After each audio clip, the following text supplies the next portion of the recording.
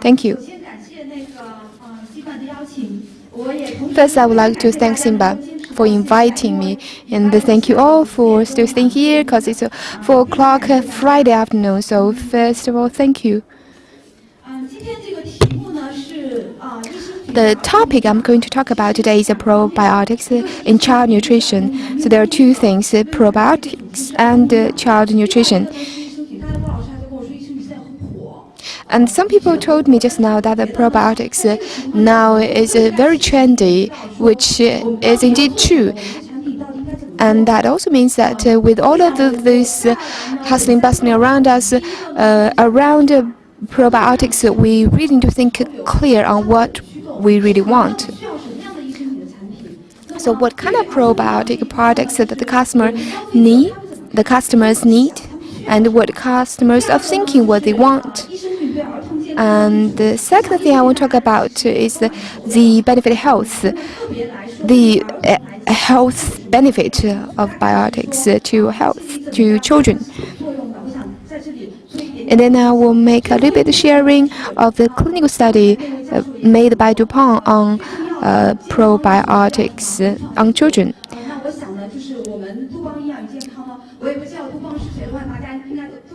Well, I think you all know Dupont, so I won't talk about it. We have over 100 years of a probiotics study with lots of literature on this, and here I would select some of those studies on children to share with you. First, the market. Let's look at the trends for probiotics right now. First, the market volume, or the market scale, and then we'll talk about the growth rate and the driving force, how big the market is, and how it grows and why it grows. In 2013, the market is 104.8 billion, and this is for infant formula market. According to the estimation of INMATE, the growth rate by 2019 will be 13.6%, with the sales revenue for infant formula reached 260 billion RMB. Now, what's the driving force for this kind of growth? People say that because of the second childbirth approval, it is a driving force. And once you have first child, you have some experience, and the people are more educated too at the same time. So mothers will be more careful and will be more scientific in choosing the infant formula. According to the government official numbers,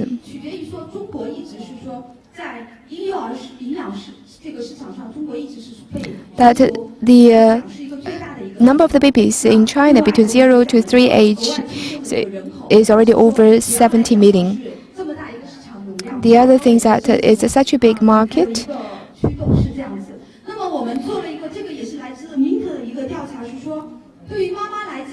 And there is another research done by Mintel about what mothers care about when they choose infant formula. According to their research of moms with the babies at age of between 0 and 3, there is a list of all of the concerns of those moms. First is about design, and then product loyalty, and then the nutrients. So these are the three areas that there are big difference.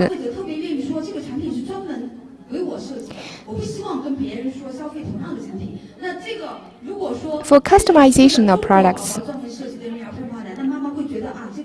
the Chinese moms pay more attention to this customized infant formula. If it's just imported foreign brand, they would think that, well, my baby is not foreigner, it's a Chinese, it's different from a foreign baby. That's one difference. The other major difference is that the majority of the moms in China will choose one infant formula, one brand. We asked Mintel when they came to make a presentation to us. We asked, is it because that it's difficult to change a baby's infant formula that mom will stick to one brand? And they said partly because of that, but partly because the moms in China usually are very consistent about what they buy for their babies. And that is also a sign of maturity of our consumers.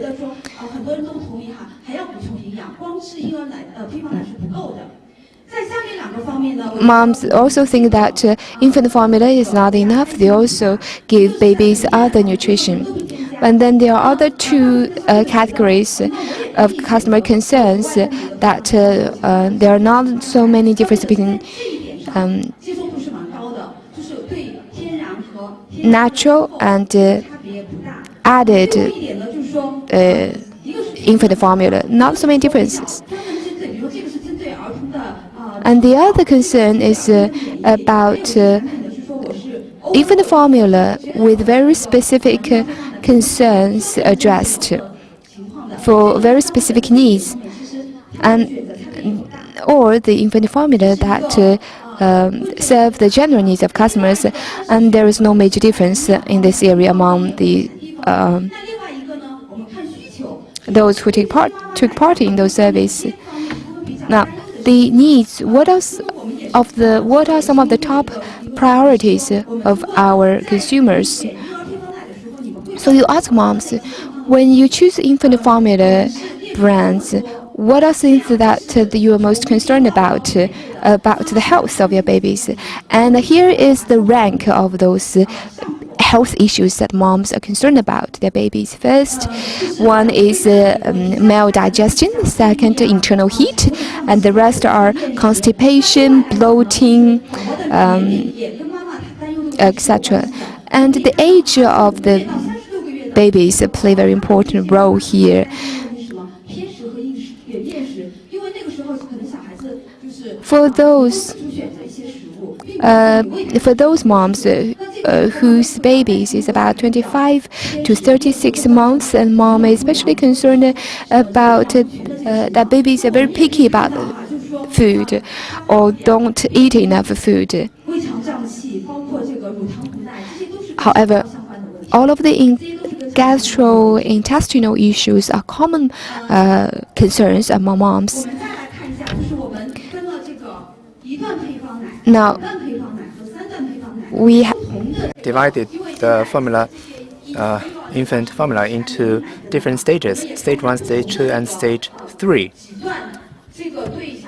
And for different stages, they have different benefits for the kids, and mothers have different concerns regarding different stages. First, stage 1.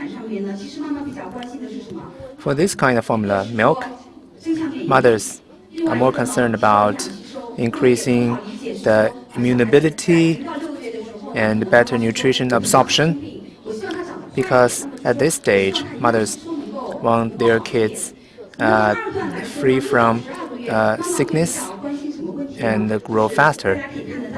At the second stage, mothers pay more attention to the kids' vision and bone formation, because at that period of time, kids started to talk and walk. That's why mothers pay more attention to the brain development, the vision development. For the third stage, mothers care more about the overall nutrition, memory, and being active, because mothers in China want their kids to be clever and smart. So on the third stage, mothers will pay more attention to the memory of their kids. These are our summary for different stages of formula. So immune, nutrition, absorption are issues that mothers care about. Now let's look at probiotics.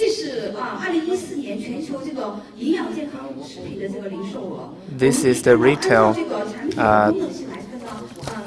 sales for health products globally in 2014.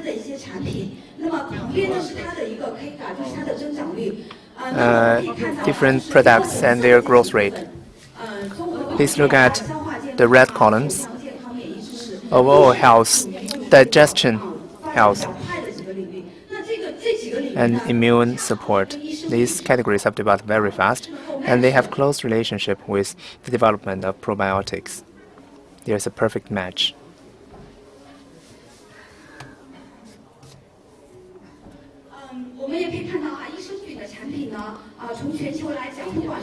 Globally, products with probiotics have many kinds and categories. Milk powders, protein products, and health tablets.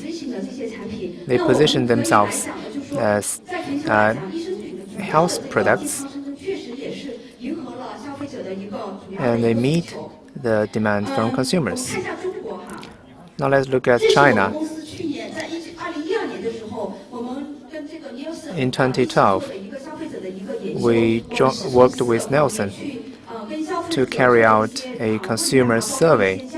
We studied 4 areas: children's health, weight management, seniors' health, and sports nutrition. Now let's look at first column. On children's nutrition, we studied 335 consumers, and we did our survey, and we found they are mainly concerned about bad sleep, poor memory, and poor immune system. All of these have close relationship with probiotics. So probiotic products can address the concern of consumers. Now let's look at the formula market. The total market size is about $20.5 billion, but only 7% of the market is formula with probiotics. Some of the products are sold very well. For example, Ala and Nestle, but they are not mainstream products. So what's our expectations for the market? Our predictions for the market? Now, the current infant formula market is about $20.5 billion. That is the market size. And by 2024, the market size will be 17.3. Probiotic infant formula will be worth $17.3 billion by 2024, accounting for 76% of the total market.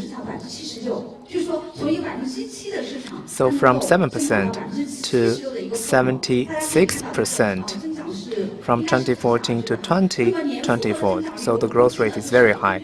According to our prediction, the compound annual growth will be at 28%.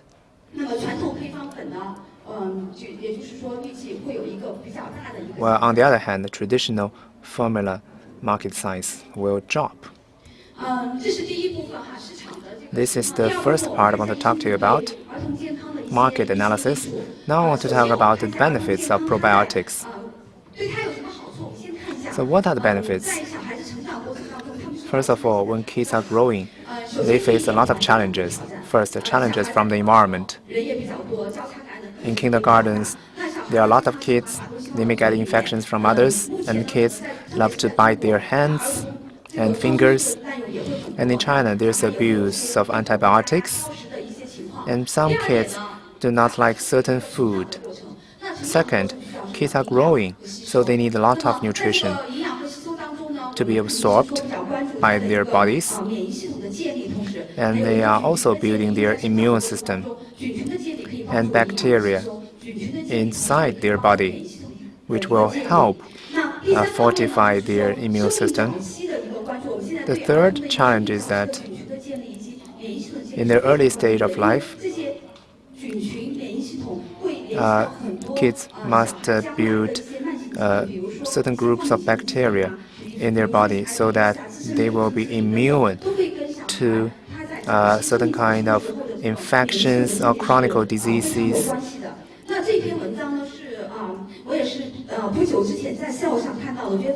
And I recently read an article from Cell Press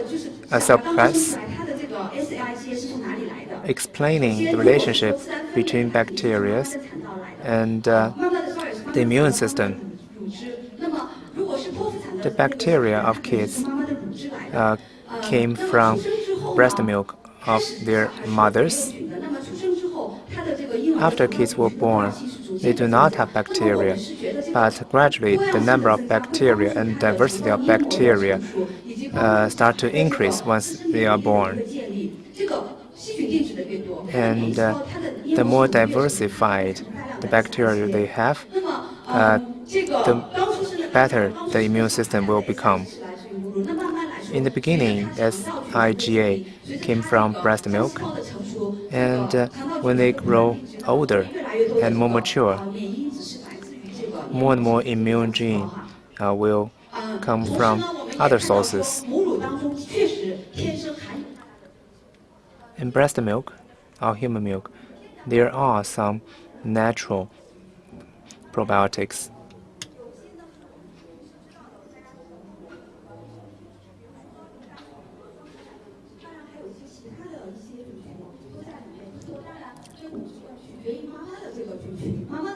And it has a lot to do with the mother.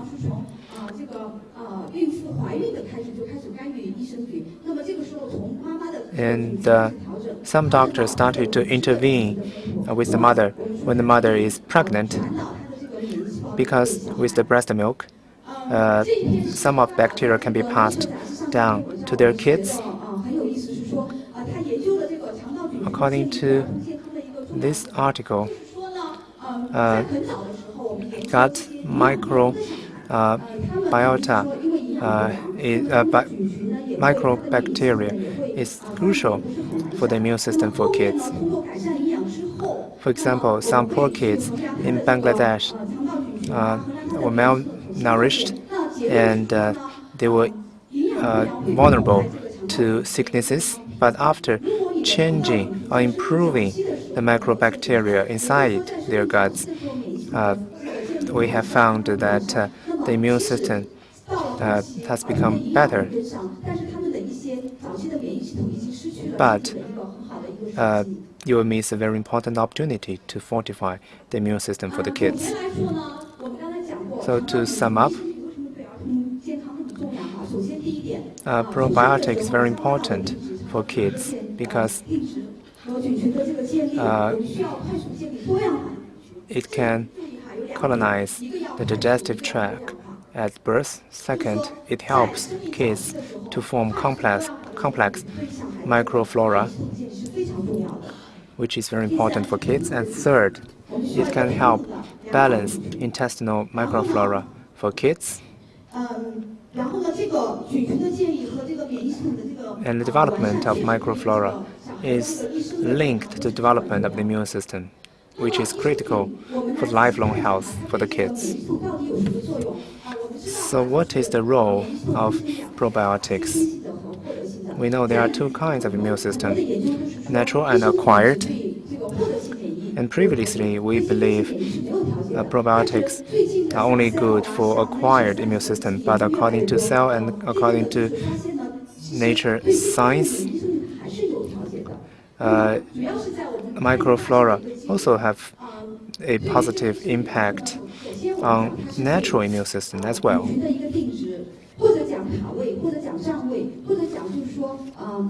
Microflora are able to inhibit bad bacteria and encourage the growth of good bacteria. It can also build barriers inside the gut so as to support the development of the immune system. It can also help form antibiotics inside the body.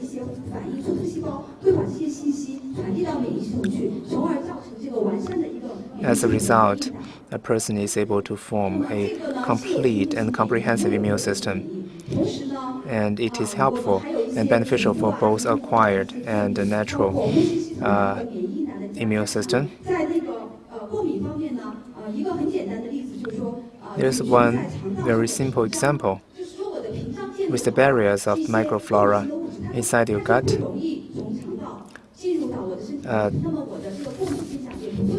people will be less sensitive to allergy.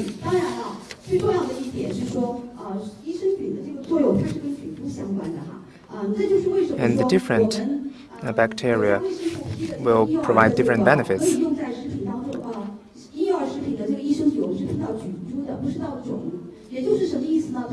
So what does that mean? Well, that means for certain bacteria, different strains may have different impacts.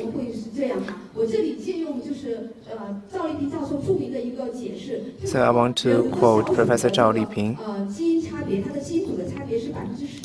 There is only 10% difference between people and mice, but the difference between different strains of bacteria is as high as 30%.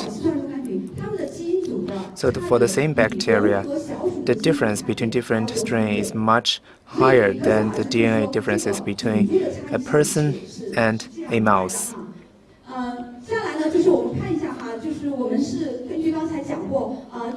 Just now I mentioned probiotics can have many benefits for kids. According to the WHO, kids under 2 years old, if they are able to enjoy breast milk properly, then 800,000 pre-deaths can be prevented, premature deaths can be prevented, because all these deaths are due to atopic disease, colic, allergies, but with good probiotics, every year 800,000 premature deaths can be prevented. So there's a huge opportunity for the development of probiotics. This is the second part of my presentation. And lastly, I want to talk about our research at Dupont. In particular, some clinical trials. The first study is about the immune system.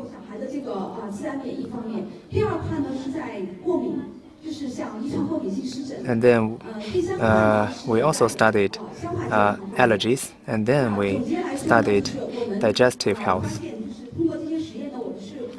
According to our research, the conclusion is that probiotics can help people to become healthier.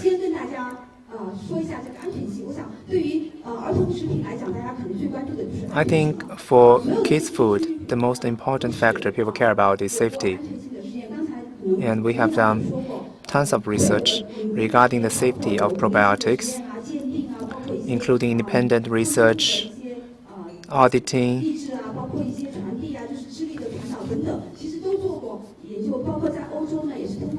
both in China and Europe and the United States.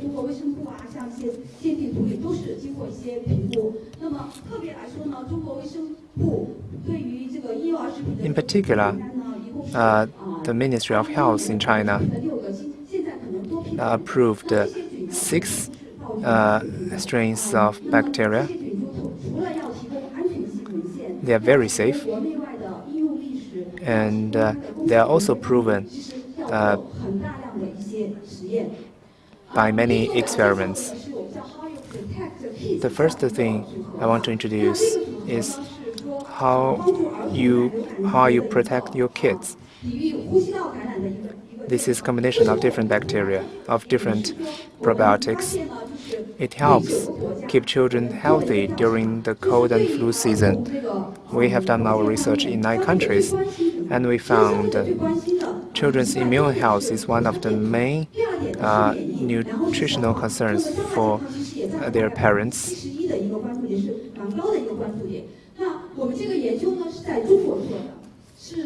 And we carried out another study in China.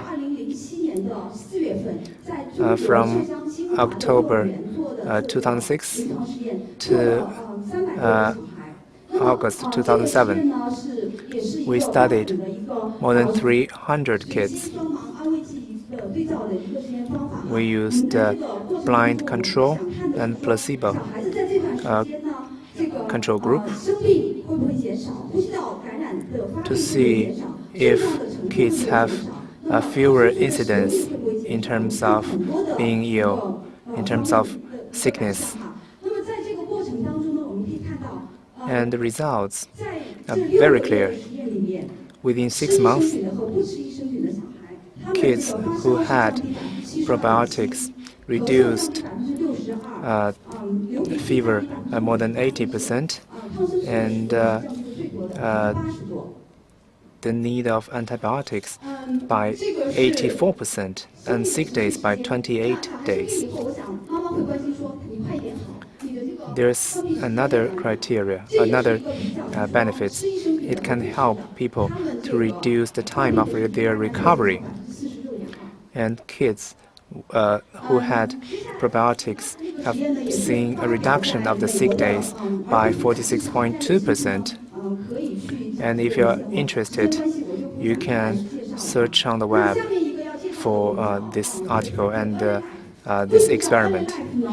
The next combination of probiotics are called How Are You Protect Early Life? This is for a topic, dermatitis prevention for infants and toddlers. In particular, in the urban area, the incidence of this sickness is even higher than in the countryside. Why? Because when kids are very young, if they are able to have access to different varieties of microflora, then they'll form a diversity of microflora inside their body. That's why their immune system will develop faster. So without any stimulus, the immune system cannot be established for small kids. But in cities, because the environment is much cleaner than the countryside, so there's a high incidence of atopic dermatitis for infants and toddlers. And this sickness always lasts very long. So this study is market-driven. We did our research in New Zealand. We divided our respondents into 3 groups, and in total there are more than 400 infants and toddlers. And this study was designed to understand if daily intake of a formulation containing HARU probiotics would reduce the incidence and severity of enzyme in children. And the study lasts 6 years. So from the time when the children were not born to the time when the children were 6 years old.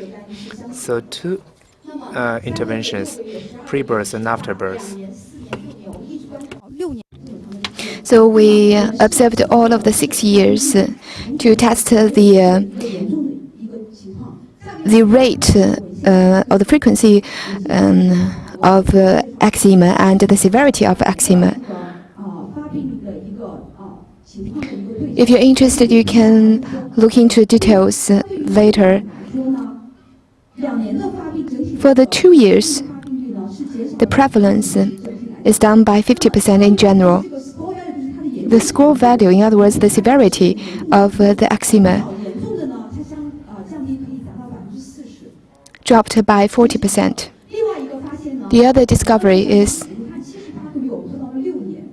that we observed the patients for 6 years. For the probiotics,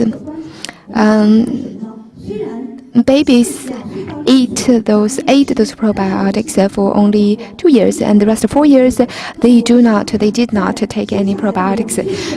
But we want to see that if the first 2 years of life of the baby will be able to build up a relatively sound immune system. Because if the immune system was not built well, and then later in their life they may still have some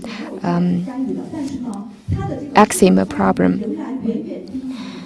However, even though the discovery is that even though babies stopped taking probiotics after 2 years, in the next 4 years, the prevalence of eczema is much lower than not taking probiotics in the first 2 years at all.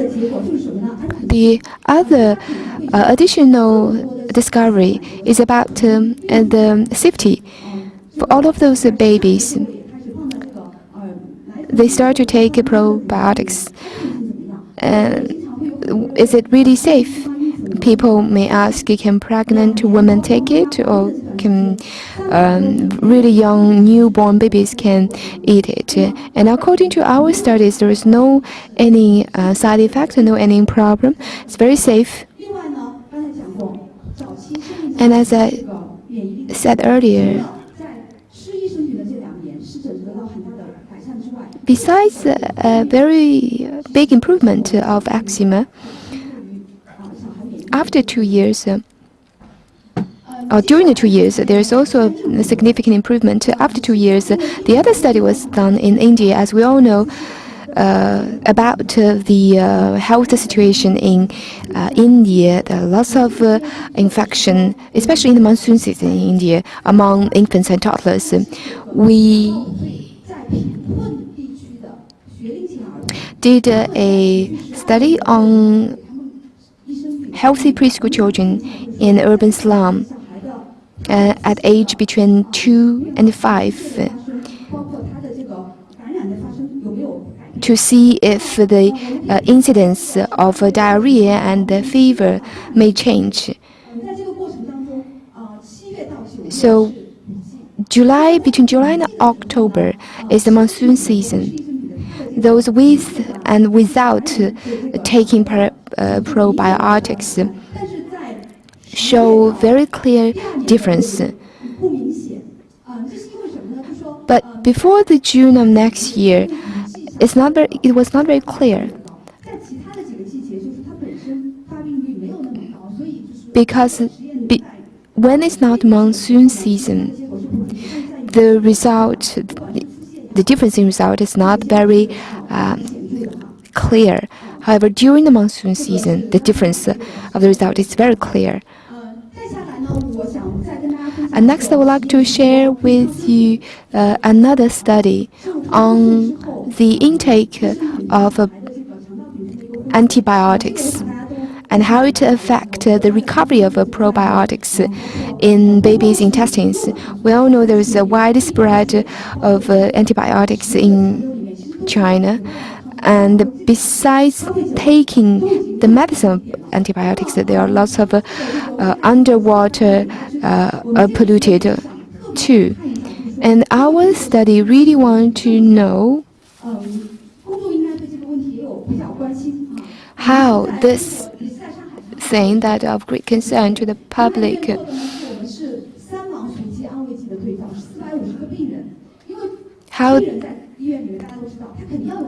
how antibiotics will affect our probiotics in the intestines. And we did it in Shanghai hospital in Shanghai. With diarrhea, you have lots of noxious, all of the kind of signs. We had 2 dosages, low dosage and high dosage. Very often, when you see a clinical trial, for some, the dosages are high, but for this study, we don't have any intervening elements. And we do hope that there is a positive relationship. If there is no any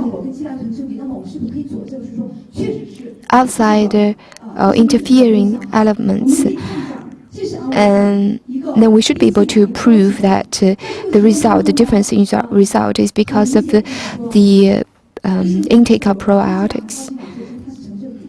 well, we do see that the relationship between the low dosage and high dosage is positive.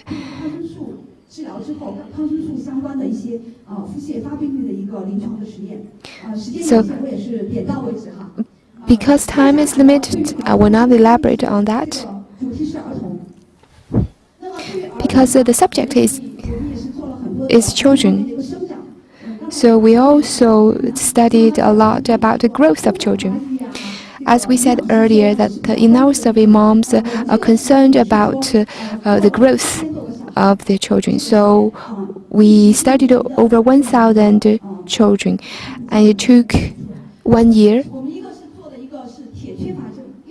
One is about lack of lack of iron. The lack of iron for sure will affect the growth of children. And then we also studied the increase of average weight of children. Well, in summary, in the interest of time, I will not be able to share all of those studies. I just picked some of those most relevant studies. As I said earlier,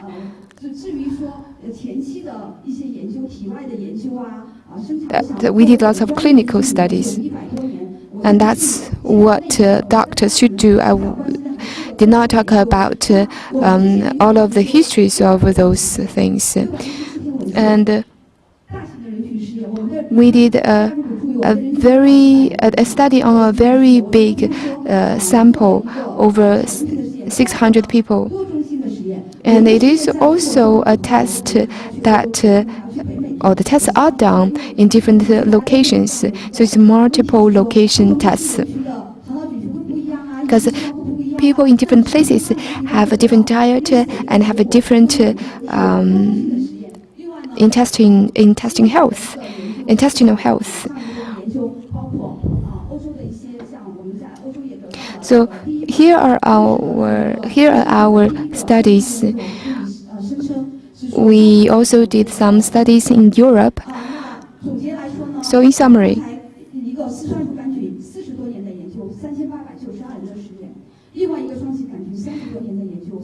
we have over 40 years of study and 3,892 clinical tests. That's for NCFM. And over 30 years of study for HN019 and 3,419 clinical trials.